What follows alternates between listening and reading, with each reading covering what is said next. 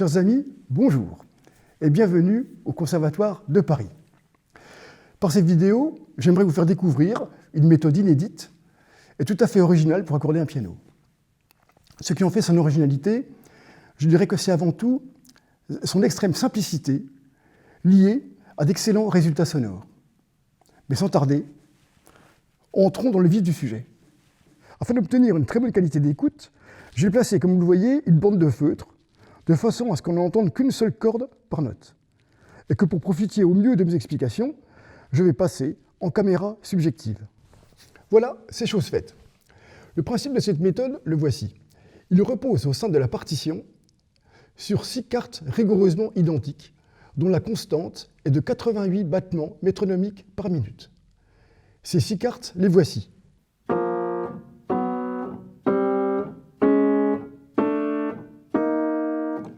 Je vous propose tout d'abord d'écouter l'une de ces cartes extrait de ce petit échantillon sonore que vous allez pouvoir télécharger et utiliser jusqu'à ce que le battement soit totalement intégré. Les infos pour le télécharger vous seront données à la fin de l'exposé. Maintenant, écoutons cette carte de 88 battements.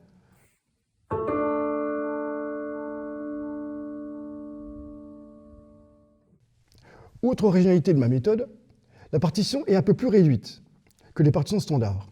Elle s'étend du Fa pour finir sur le Ré dièse seulement. Elle s'étend du Fa pour finir sur le Ré dièse seulement. La partition que j'utilise est une partition basique constituée de quartes et de quintes. La voici. Le La 442 étant ici, nous partons du La 221. Puis à partir de là, nous accordons la première carte un peu au-dessus de la justesse de 88 battements par minute. Mais tiens, on va le faire avec ce petit échantillon, comme ça vous allez pouvoir voir. Je mets en action.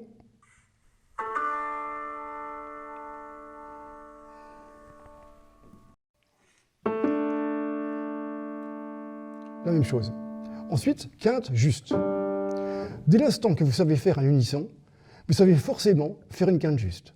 Je reprends quarte, quinte, quarte, quinte, quarte, quarte, quinte, quarte, quinte, et on termine sur le Si.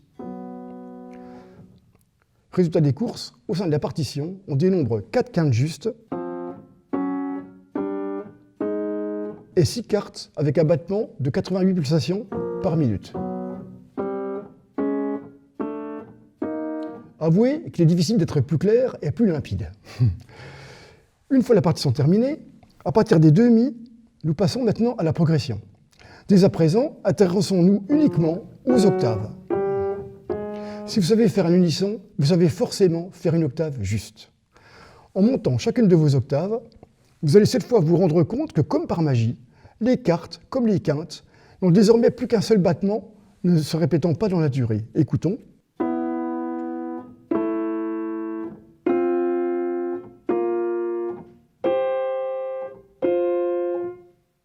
L'octave, une fois faite, vous n'avez strictement rien à faire, ça se fait tout seul. J'aimerais souligner un petit détail entre la partition et la progression. Donc, fin de la partition. Le Mi, vous l'accordez en quarte Si Mi et en quinte La Mi.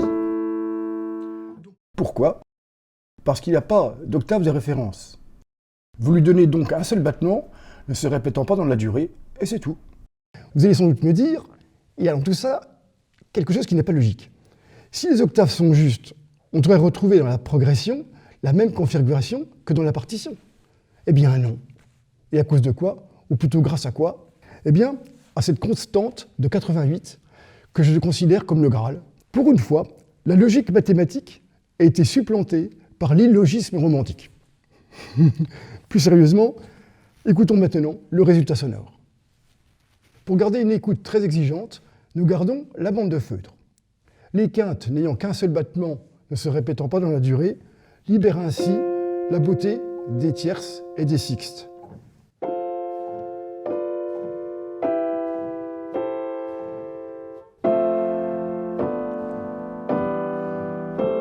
Autre chose?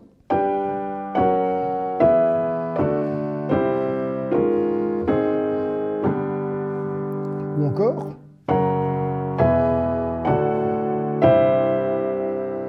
Net net et sans bavure. Maintenant, quelque chose de simple, mais qui requiert une grande pureté dans les intervalles.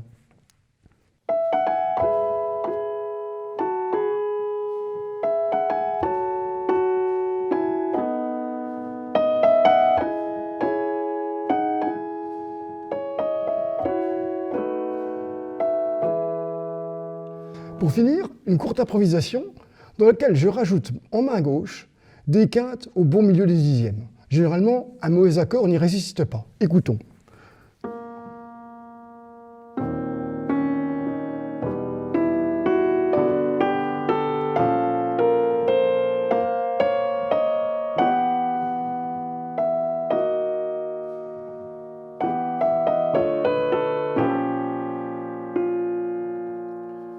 Encore cette magnifique douzième. Voilà. Cet exposé est à présent terminé. Merci à toutes et à tous pour votre écoute.